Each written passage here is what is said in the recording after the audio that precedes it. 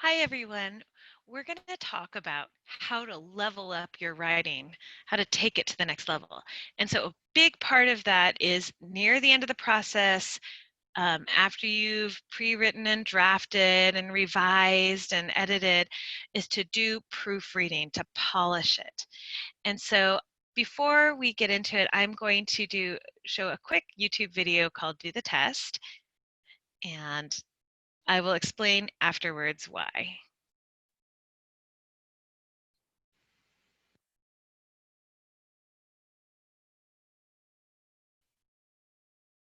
Try to count.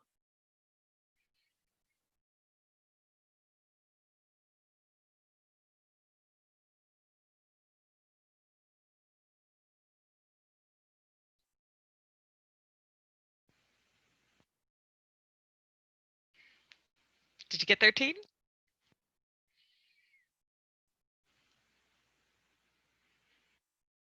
I promise it was there the first time.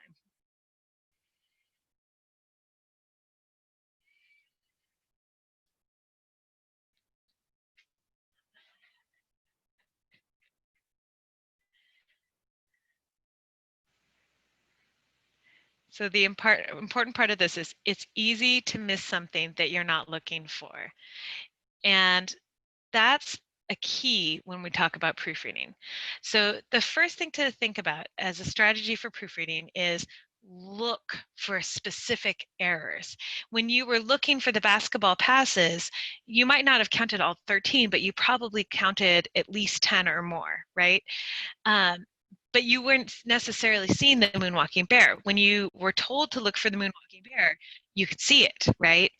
And so that's the key, is that if you are looking for something, you're more likely to see it. So think about, first of all, picking your targets. Pick your top 3 sentence level issues.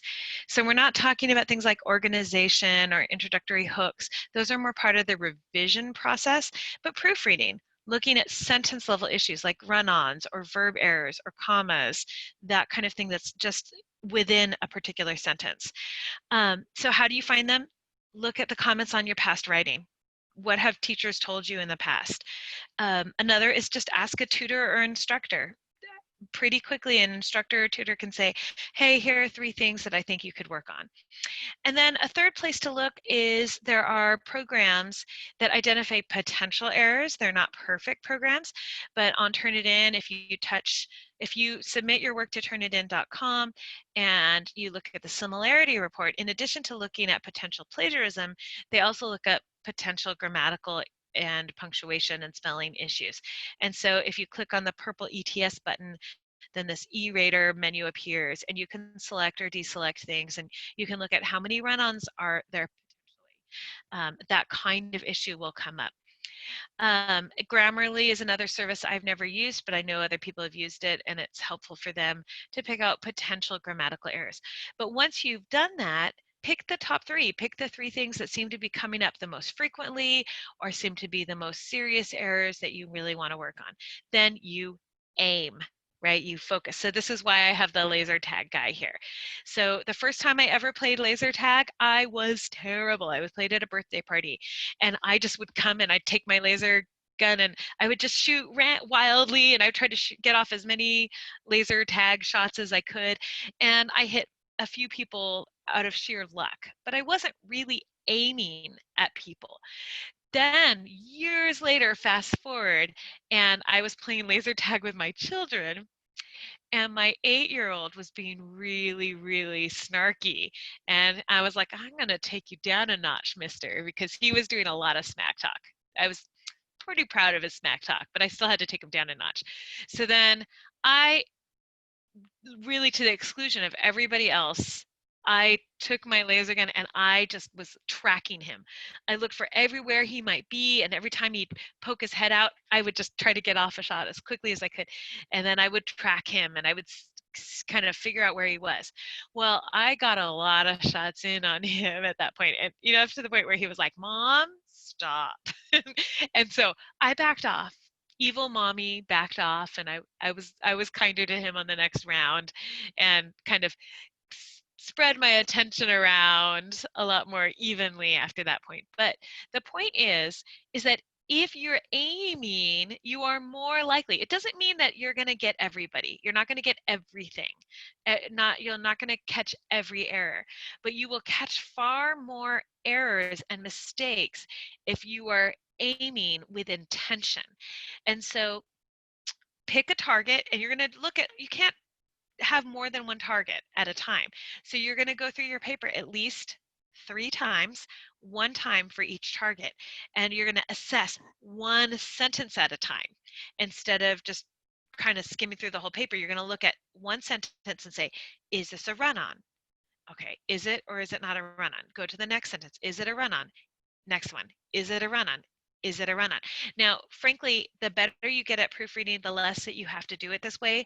But this is a really good way to train yourself so that you can proofread and look for more than one thing at once. But initially, you really need to look one thing at a time, one sentence at a time. Then you also need to investigate the rules. So aim, right? Assess. The I is for investigate or inquire. You can talk to a teacher. You can talk to a tutor. You can look at a website like Grammar Bites, which is chompchomp.com. You could look at the OWL Online Writing Lab at Purdue. You could do a directed learning activity at the Riverside City College Writing Center. You could look at Grammar Guide or Guide to Grammar online. There's a lot of material out there that can teach you about run-ons or subject-verb agreement or comma placement. But investigate, what are the rules? How do you find those? Where are commas placed? Where should you not have commas? Are there any proofreading techniques? But investigate, inquire. Remember, you're only picking 3, so for those 3, try to find out what you can about it. And then when you find errors, again, you might not find everything, but you'll find a lot more. Mend the errors, fix the errors that you find. So I use mend, so it would be aim, right? Because I'm goofy that way, but it's a mnemonic, right? Assess, investigate, mend. And then why only 3? Because 3 is manageable. Progress is not made by trying to aim wildly and trying to fix everything at once. If you pick 3 targets, or even if you pick one, but if you pick up to 3 targets and you go through your paper only looking for that one target at a time, only looking one sentence at a time, I guarantee you, you will make faster and better progress. And then when let's say you've gotten really good at comma placement, then you might look at something else that you hadn't really dealt with or focused on before. Okay, so strategy 1, pick your targets and then aim at those targets. Okay, strategy 2, defamiliarize. And this really just is a fancy word of saying, take something that seems really familiar and approach it from a different angle so it seems unfamiliar. So part of it is when we're writing, we have the paper that's in our heads and then the paper or the essay that is in our heads and the essay that's on the computer or printed out or handwritten.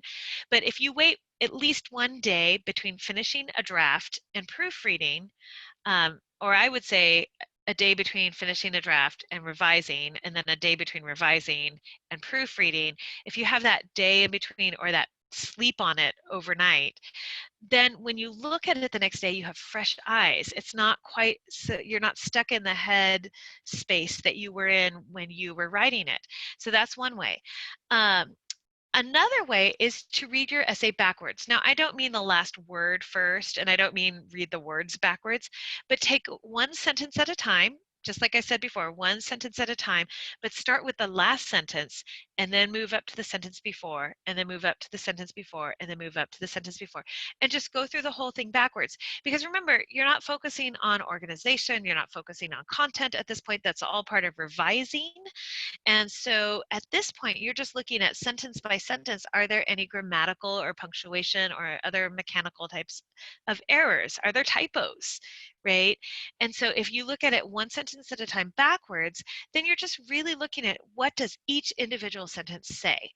Then another way to defamiliarize yourself is to read aloud to somebody else. And I have often worked with students. I often have students read sentences aloud to me, and I might switch. I'll read a sentence, they read a sentence. I'll read a sentence, they'll read a sentence. And what I find is many times, if there's a grammatical error, often what the students say is correct, but what's on paper is not. What's written down is not. And so I'll say, whoa. What you said was great, but look what's actually there on the page. And they'll say, whoa, what? Because we have an essay often in our head that's clearer and more well-formed than the essay that is written down. And so reading aloud to somebody else can sometimes help us catch some of those things that we don't catch when we're reading silently. Another even better way sometimes is ask somebody else to read to you, because they will stumble over stuff. If it's awkwardly phrased, they'll stumble over it. If it seems like, it needed punctuation, they'll stumble. And then also you'll hear, because they're going to read what's actually on the page, you'll hear things that come out not the way you intended, and you can say, ooh. Now, if you're working with somebody else, you're reading to them or they're reading to you, you probably can't fix everything while you're doing that reading. So you just want to have like a highlighter in hand, or if it's not typed out, just highlight with the highlighting tool on your computer. Um, and, Google Docs has this, Microsoft.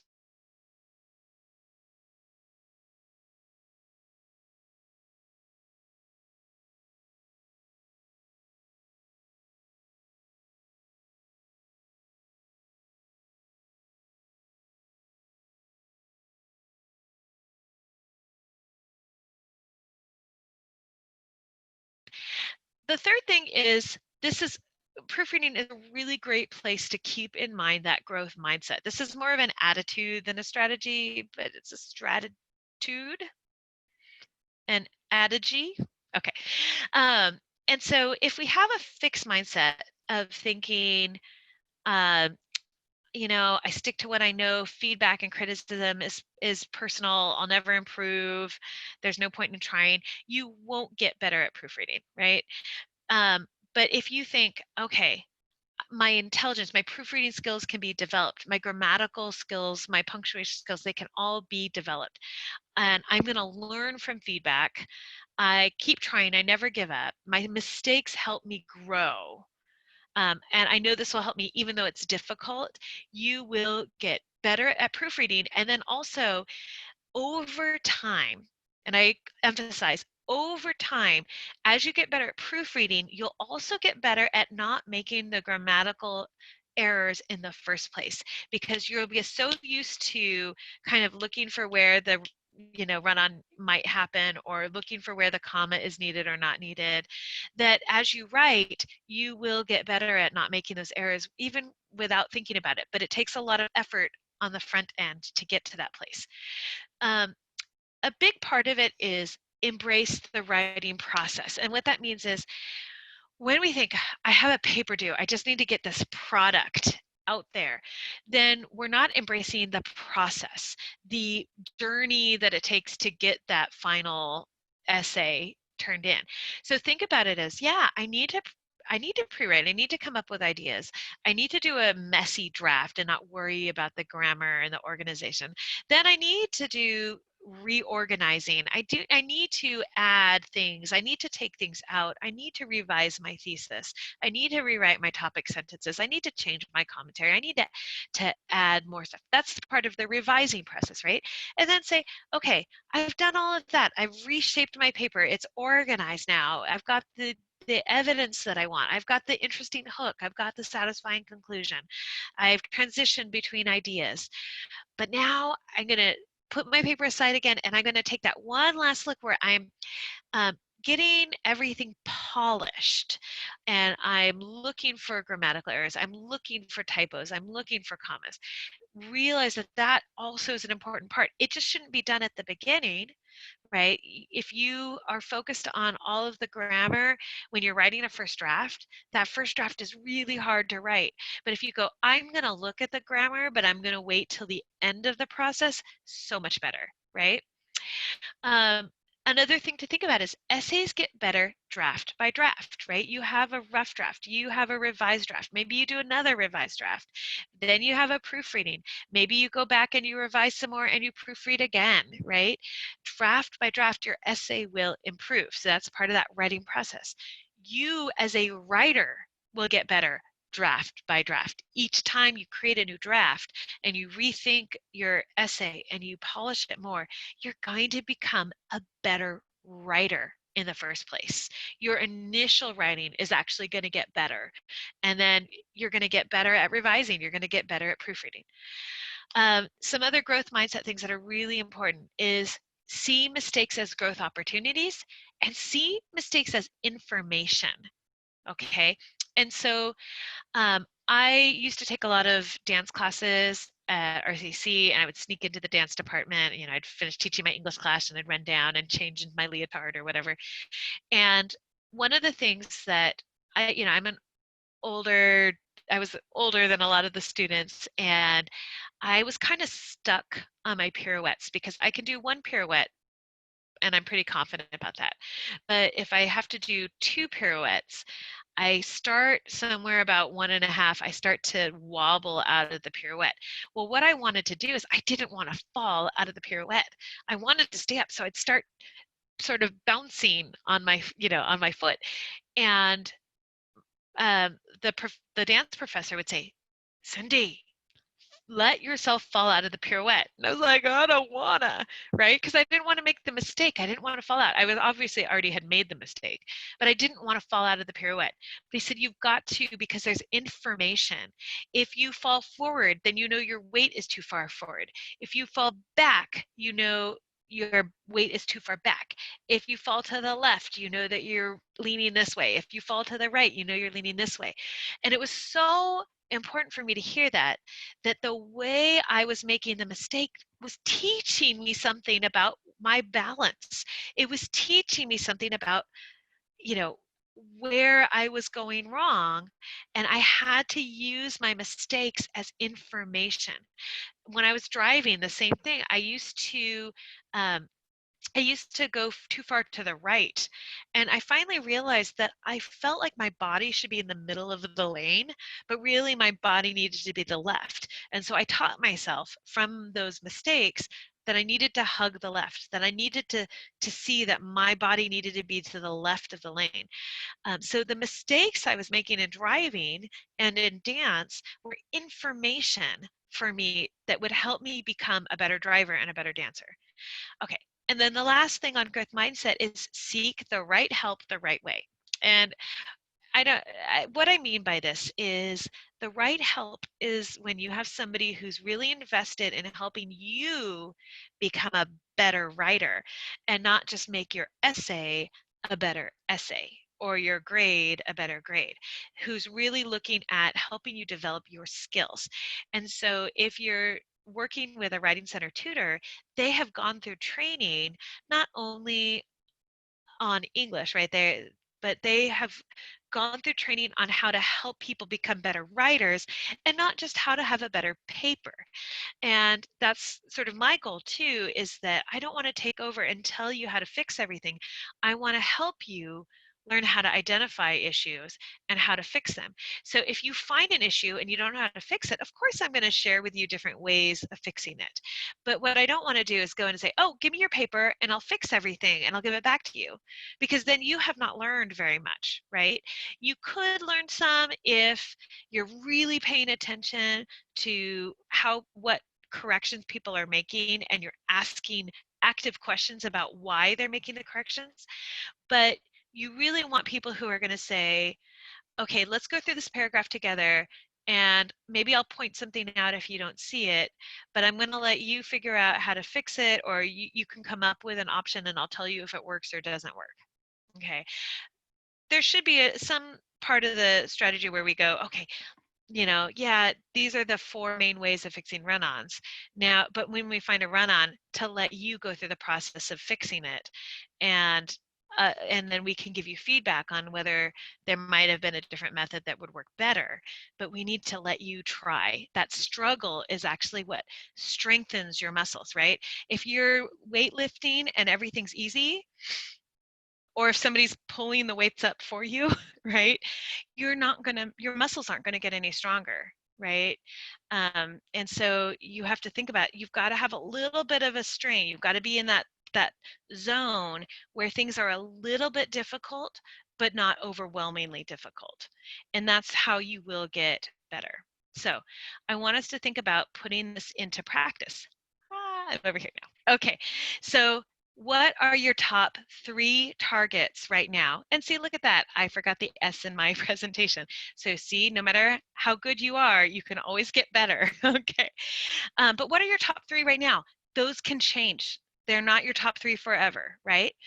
I want you to think about, how can you get the right help the right way? What is available to you? What do you feel most comfortable with? And then what strategies will you try on your next essay? Pick at least one new strategy. You don't have to pick everything, but pick at least one new strategy that you will try on your next essay. All right, thank you.